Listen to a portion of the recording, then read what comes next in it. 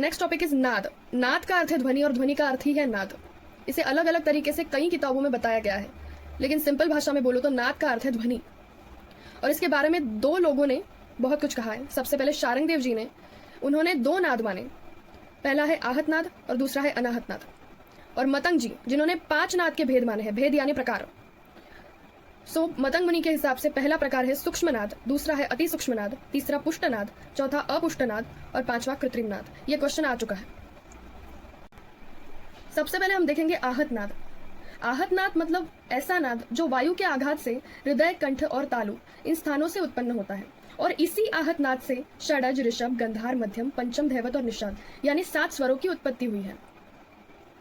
आहत नाद का संगीत में विशेष संबंध भी है और इसे भवसागर से पार लगाने वाला नाद भी कहते हैं। ये क्वेश्चन आ चुका है कि भवसागर से पार लगाने वाला नाद यानी कौन सा नाद। ऑप्शन ए आहत, ऑप्शन बी अनाहत, ऑप्शन सी सूक्ष्म, option D none of the above. तो इसका आंसर है आहत नाद। सेकंड इज अनाहत नाद।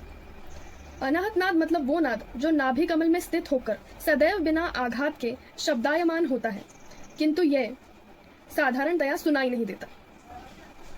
यानी इसका मतलब यह है कि अनाहत नाद संगीत उपयोगी नहीं होता, लेकिन आहत नाद की उत्पत्ति अनाहत नाद से ही हुई है। ये बहुत ही इंपॉर्टेंट पॉइंट्स है, इसे प्लीज लिख लीजिए। इसे एक बार फिर से रिवाइज करते हैं। आहत नाद जो संगीत उपयोगी है और जिससे 7 स्वरों की उत्पत्ति हुई है, और अनाहत नाद जो संगीत उपयोगी नहीं है और इसकी आवाज सुनाई नहीं देती। That's it. अब हम देखेंगे मतंग मुनि के हिसाब से नाद के 5 भेद यानी नाद के 5 प्रकार। सबसे पहला है सूक्ष्म नाद। ये नाभि कमल में स्थित होता है। अति सूक्ष्म नाद ये हृदय में वास करता है। पुष्ट नाद जिसे व्यक्त नाद भी कहा जाता है, ये कंठाश्रित होता है।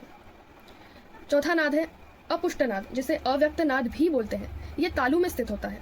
और कृत्रिम नाद ये मुख में आश्रय प्राप्त करता है।